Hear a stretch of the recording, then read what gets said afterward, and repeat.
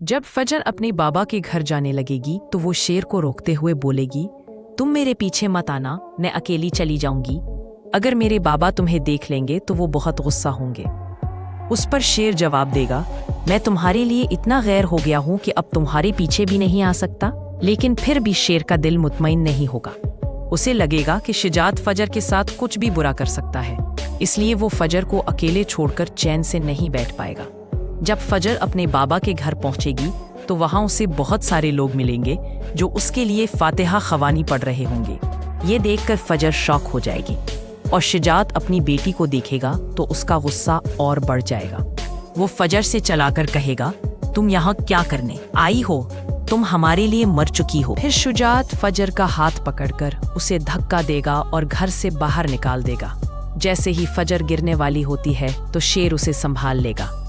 ये देखकर शुजात और भी गुस्से में आएगा और अपने गार्ड्स को कहिएगा, अगर ये लड़की दोबारा कभी इस घर के आसपास दिखाई दे तो गोली मार देना।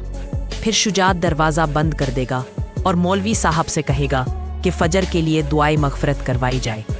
इस वक्त उसका असली नाम पुकारा जाएगा, फजर बिन्ते शुजात। जब शेर फजर को वापस घर ले आएगा तो फजर गुस्से से कहती है, ये सब तुम्हारी वजह से हुआ है। मैंने तुमसे कहा था कि मेरे पीछे ना आना।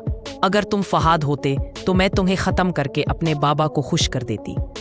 शेर हैरान होकर पूछेगा, तुम अब मुझे इल्ज़ाम दे रही हो? पिछतावा हो रहा है मुझे अपना बनाकर। उस पर फजर उससे कहेगी, नहीं, मैं अपनी किस्मत पर पछताती हूँ। अब मैं इस घर में एक सेकंड भी नहीं रहूंगी।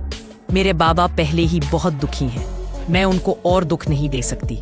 इसके बाद फजर अपनी एक दोस्त को कॉल कर कहेगी, मुझे किसी हॉस्पिटल में रिहाइश चाहिए, और फिर वो शेर का घर छोड़कर चली जाएगी।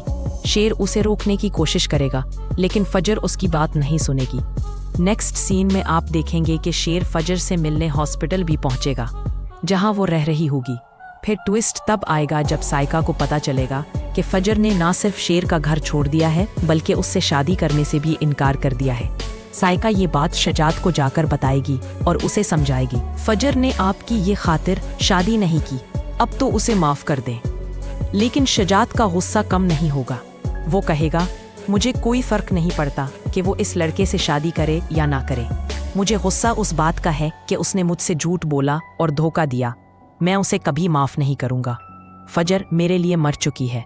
इसके बाद आप देखेंगे कि काका साहब अपनी पूरी जायदाद मास के नाम कर देंगे। ये बात ताज बीबी को बिल्कुल पसंद नहीं आएगी। वो इतनी गुस्से में आ जाएगी कि अपनी मुलाजमा तक की धुलाई कर देगी। तो दोस्तों, अब सवाल ये है, क्या फजर ने शेर का घर छोड़कर सही फैसला किया या इसने गलत कदम उठाया? ये ड्रामा अब बहुत ज़्यादा इंटरेस्टिंग हो चुका है। तो बताइए, आप में से कौन कौन इसकी नेक्स्ट एपिसोड का वेट कर रहा है? नीचे कमेंट सेक्शन में ज़रूर बताइए और चैनल को सब्सक्राइब करना ना भूलिएगा। मिलते हैं किसी इंटरेस्टिंग वीडियो में।